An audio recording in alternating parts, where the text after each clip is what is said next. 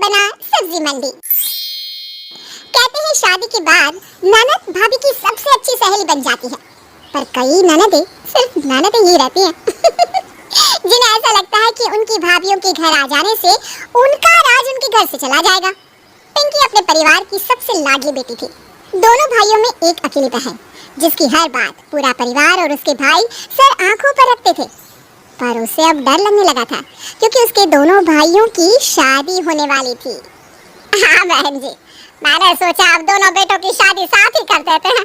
अब दोनों बेटों के लिए लड़कियां साथ ही मिल गई है तो आप जरूर आइएगा शादी में। हाँ जी रखती हूँ, चलिए। अरे पिंकी तो तैयार हुई या नहीं? 2 दिन बाद तेरे भाइयों की शादी है। क्या जरूरत है दोनों की शादी एक साथ करवाने की? अरे तुझे तो खुश होना चाहिए कि एक साथ तेरी दो भाभियां आ रही है। मुझे क्यों खुश होना चाहिए? अब दोनों भाई मुझ पर ध्यान ही नहीं देंगे, अपनी बीवियों पर ध्यान देंगे।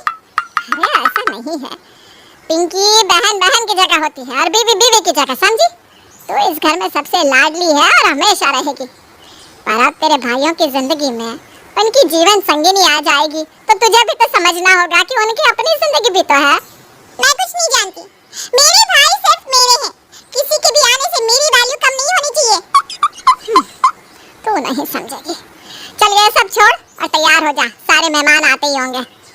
पिंकी को ये बात खटक रही थी कि अब उसके भाइयों की जिंदगी में कोई और आने वाला था, जिससे शायद उसके भाई उसकी तरफ कम ध्यान देंगे। 2 दिनों में उसके भाइयों की शादी भी हो गई और आज नई बहुओं का गृह प्रवेश था। पिंकी, गृह प्रवेश की थाली लेके आना जरा बेटा। हाँ अभी लाई। ये लो माँ। राजेश भैया ने देखो तो कैसे कविता भाभी का हाथ पकड़ा है। लगता है छोटे भैया को भाभी का हाथ पकड़ते हुए शर्म आ रही है। आपने मेरा हाथ क्यों नहीं पकड़ा जी? अरे मुझे इतने सारे लोगों के सामने शर्म आती है। जेठ जी ने भी तो पकड़ा है ना जेठानी जी का हाथ। अरे जरूरी है क्या जो वो करे वो मैं करूं? अरे चलो चलो आप गृह प्रवेश करो दोनों भाभियां, मेरे भाइयों का हाथ पकड़ी हुई। दीपा भाभी, शायद आपको तो ऐसे ही बिना हाथ के ही गृह प्रवेश करना पड़ेगा, क्योंकि अनुज भाई ने तो भाभी का हाथ पकड़ा नहीं। पिंकी की बातों से दीपा को बुरा लगा, क्योंकि उसने सबके सामने ये बात कही कि अनुज ने उसका हाथ नहीं पकड़ा है। और इस बात को लेकर रात को दीपा और अनुज में बहस शुरू हो गई। अरे मुझे नहीं पसंद सबके सामने ये सब करना, तो मैं क्या करूं? मेरा मन रखने के लिए ही आप ये सब करते थे। मुझसे नहीं होता ये सब, मैं पहले ही बता दे रहा हूँ। ठीक है, जैसी आपकी मर्जी। पिंकी के इतना ज्यादा बोलने की वजह से दीपा और अनुज में पहली रात को ही झगड़ा हो गया। दूसरी सुबह दोनों बहुएं सच धज के अपनी पहली रसोई के लिए आती हैं। अरे वाह, दोनों भाभियां तो बहुत सुंदर लग रही है। पर ना दीपा भाभी ज्यादा सुंदर लग रही है। आपने तो बहुत खूबसूरत साड़ी पहनी है भाभी। Thank you Pinky. हाँ सच में आप ना कमाल की लग रही है। मैं भी तो कम सुंदर नहीं हूँ, ये तो मुझे किसी भी एंगल से ज्यादा सुंदर नहीं लग रही। तो आज आप क्या बना रही है दोनों? मैंने सुना है आप दोनों बहुत अच्छा खाना बना लेती है। चलिए आज देखते कौन सबसे ज्यादा अच्छा खाना बनाता है। जो सबसे अच्छा खाना बनाएगा वही मेरे भाइयों के दिल पर राज करेगा। वो तो मैं ही करूंगी, चाहे कुछ भी हो जाए।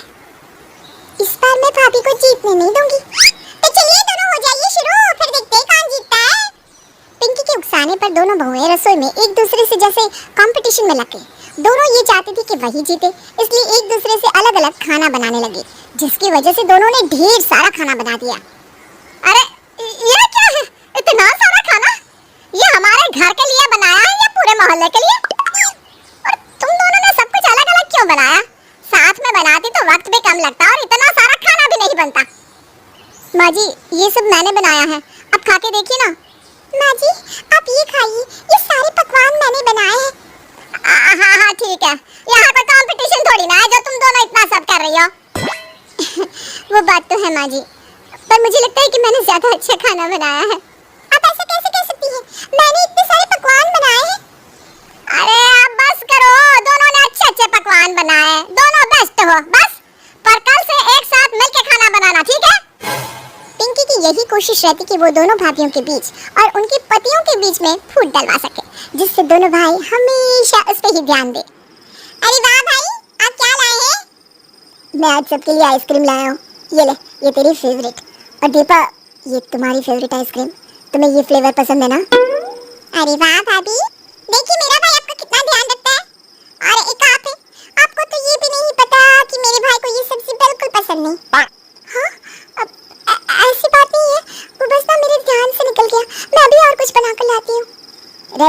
अब मुझे भूख नहीं है। अरे पर सुनिए तो, अनुज नाराज होकर अंदर चला जाता है।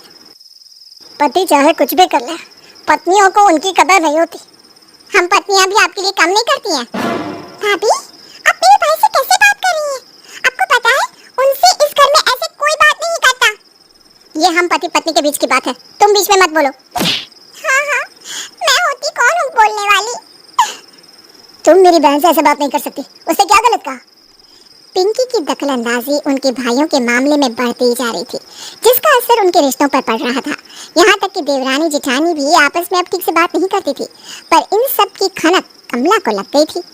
ये पिंकी की वजह से ही सारे घर का माहौल खराब हो रहा है, कुछ तो करना होगा। कमला को पिंकी के इरादों का अंदाजा तो लग चुका था, इसलिए अब उसने सोचा कि उसे समझाने से कोई फायदा नहीं, उसे एहसास करवाना होगा कि वो गलत है। पर कैसे, वो अभी तक कमला को समझ में नहीं आ रहा था। ऐसे ही कुछ दिन गुजर गए और एक सुबह फोन बजता है। हेलो, अरे बुआ जी कैसे हैं आप? हम तो ठीक है, तुम कैसी हो? हमारे भैया कैसे हैं? पापा बिल्कुल ठीक है बुआ जी। आप बताइए, आपने कैसे फोन किया? क्या करे, तुम्हारी माँ को तो फुर्सत ही नहीं कि ननद को एक फोन ही कर ले। पता नहीं क्या ही करती रहती है पूरा दिन। अरे बुआ जी ऐसा बिल्कुल नहीं है, आप तो जब देखो मम्मी के पीछे ही पड़ी रहती हैं। अरे तो क्यों ना कहे, तुम्हारी मम्मी हमारी भाभी है और वो हमारा ध्यान नहीं रखती तो कहेंगे ही ना। पहले हमारे भैया के लिए हम ही थे बस, पर तुम्हारी मम्मी के आने से उन्होंने हमारी जगह ले ली। आपको किसने कहा हमारी मम्मी ने आपकी जगह ले ली? उन्होंने तो कभी आपके और पापा के बीच में आने की कोशिश नहीं की, उल्टा आप ही हमेशा मम्मी और पापा के बीच आती रहती हैं। अच्छा, तो जो गलती हम करते थे वो अब तुम क्यों कर रही हो? क्या? हमने आज तुम्हें इसीलिए फोन किया क्योंकि तुम्हारी मम्मी ने हमको बताया कि तुम भी हमारी ही तरह गलती कर रही हो। हम भी अपनी नादानी में ऐसे ही तुम्हारे मम्मी पापा के बीच में आया करते थे, पर जब हमें एहसास हुआ ना कि हम गलत हैं, तो तुम्हारी मम्मी और मैं पक्की सहेलियां बन गई। देखो पिंकी, बहन और बेटी तो हमेशा ही घर की लाडली रहती हैं, पर इसका मतलब ये नहीं कि जो अपना सब कुछ छोड़कर तुम्हारे घर आई है, हम उनसे ही ठीक से बर्ताव ना करें, हैं? इससे तुम्हारे भाई और घर का ही नुकसान होता रहेगा। अब मुझे आशा है कि तुम्हें बात समझ में आ गई होगी, आई ना? जी बुआ जी, हम समझ गए। आज के बाद हम ऐसा कुछ नहीं करेंगे जिससे भाभियों को तकलीफ हो या उनके बीच झगड़े हो। ये हुई ना बात। कमला ने अपनी ननद के द्वारा पिंकी को उसकी गलती का एहसास करवाया और पिंकी समझ भी गई। उसके बाद उसने ऐसा कुछ नहीं किया जिससे घर घर नहीं बल्कि सब्जी मंडी लगने लगे, जहाँ हर कोई बस एक दूसरे से लड़ता झगड़ता रहता है।